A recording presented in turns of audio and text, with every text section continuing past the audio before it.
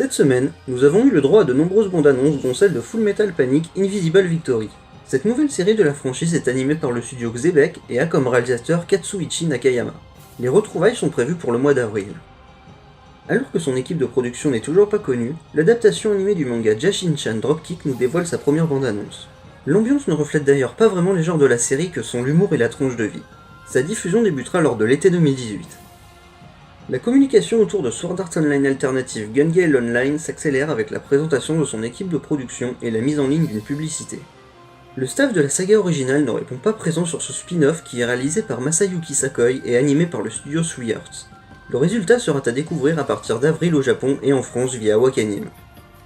Après Mazinger Z Infinity et Devilman Crybaby, Cutie Honey Universe est le nouveau projet destiné à fêter le 50e anniversaire de la carrière de Go Nagai. Cette série printanière vient de nous dévoiler sa seconde bande-annonce.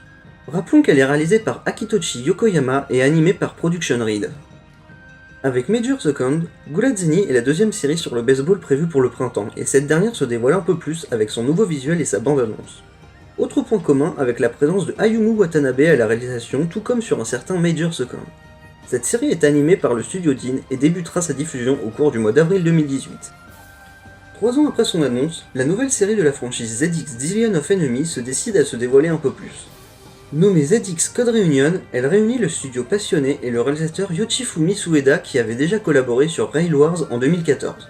Si vous êtes intéressé par cette série, il faudra se montrer très patient puisque sa diffusion n'est pas prévue avant l'automne 2019. Jushinki Pandola, la nouvelle série de Choji Kawamori, créateur de Macross et Aqualion, nous dévoile sa seconde bande-annonce.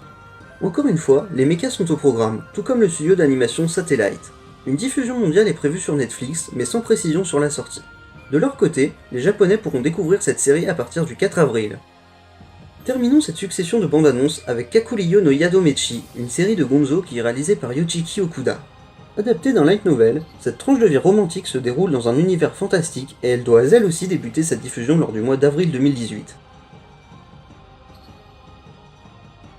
Le troisième et dernier film récapitulant les événements des séries Code Geass, Lelouch of the Rebellion sortira dans les cinémas japonais le 26 mai prochain. Nouveau visuel clé pour Steins Gate Zero, la suite des précédents projets de la franchise qui se déroulera dans une autre ligne temporelle. Sa diffusion débutera en avril. Ces derniers jours, il a été annoncé que la série originale Itsuneto Matsutan allait débuter sa diffusion en avril 2018. Pour l'occasion, un nouveau visuel clé nous a été présenté. Alors que sa diffusion sur Netflix approche de plus en plus, la série Be The Beginning de Production IG nous dévoile son nouveau visuel clé. A l'occasion du début de sa seconde partie, la deuxième saison d'Overlord nous présente son nouveau visuel clé.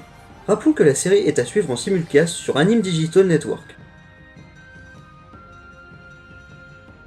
Merci à tous et à toutes d'avoir regardé cette émission d'Ikotaku consacrée à la Japanimation.